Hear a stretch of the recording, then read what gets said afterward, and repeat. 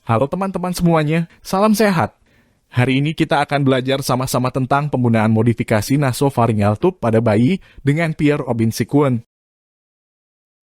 Pada bayi dengan kondisi khusus seperti Pierre Robin sequence, pada saat kita melakukan tata laksana jalan napas yang efektif, bisa ditemukan kendala. LMA biasanya digunakan untuk membantu resusitasi bayi dengan kondisi ini, serta bisa mengatasi susahnya pemasangan ETT pada saat bayi yang memerlukan alat bantu napas. Di tempat dengan fasilitas terbatas, bila LMA tidak tersedia, maka dapat dilakukan modifikasi NPT untuk mengatasi kondisi ini.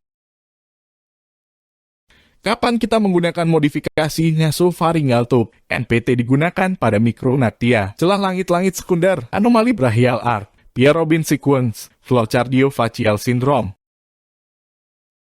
Apa saja bahan yang digunakan dalam membuat modifikasi nasopharyngeal tube? Bahan yang perlu disediakan adalah ETT bayi dengan ukuran yang sesuai. Saya pribadi lebih menyukai ETT merek Smith yang non-cuff, Docoplas ukuran 25 mm. Gunting, pelumas bisa menggunakan air liur atau cairan NS, NGT, Tegader, dan Comfort.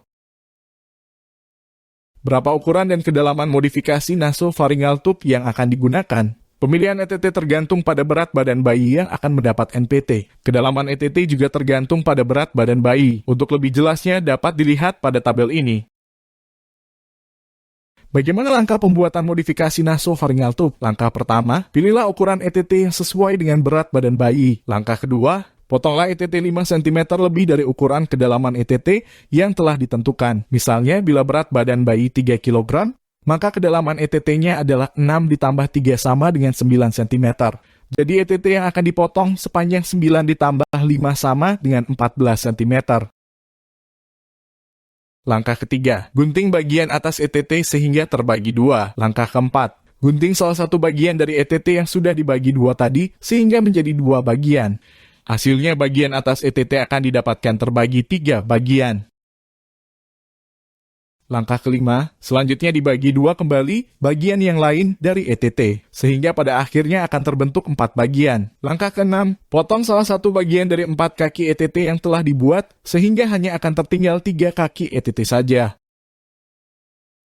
Langkah ketujuh, bagian tengah kaki ETT yang bergaris biru diletakkan pada dahi, sehingga dapat menfiksasi hidung bayi, sedangkan kedua kaki lainnya diletakkan pada pipi, agar meminimalkan pergerakan bayi sekaligus menstabilkan ETT. Langkah ke-8, agar tidak lecet, maka kaki ETT yang akan difiksasi di alas dengan duodem.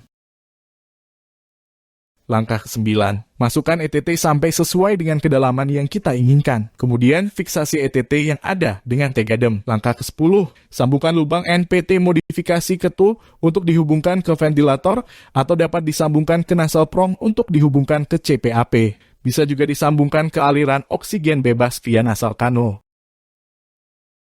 Langkah ke-11, lakukan ronsen lateral leher dengan posisi kepala bayi netral untuk memastikan lokasi NPT yang kita masukkan sudah benar atau tidak. Langkah ke-12, sambungkan lubang NPT modifikasi ke tube untuk dihubungkan ke ventilator. Posisi NPT yang benar adalah berada di atas epiglotis tapi di bawah bagian posterior lidah. Adakah modifikasi NPT yang lain? Ada berbagai modifikasi yang dilakukan oleh unit neonatal intensive care. Semua tergantung pada alat dan bahan yang tersedia di unit masing-masing. Memang pilihan pertama pada bayi dengan mikronatia atau Pierre Robin sequence adalah laryngeal mass airway. Bila tidak berhasil atau tidak memiliki LMA, baru dilakukan modifikasi pada NPA.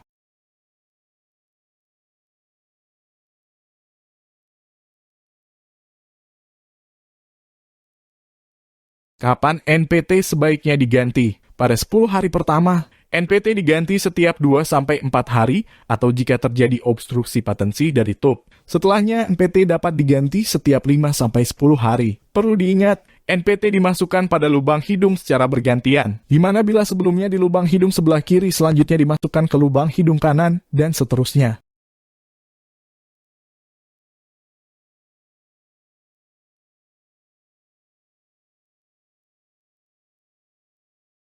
Makasih semuanya, salam sehat dan tetap semangat.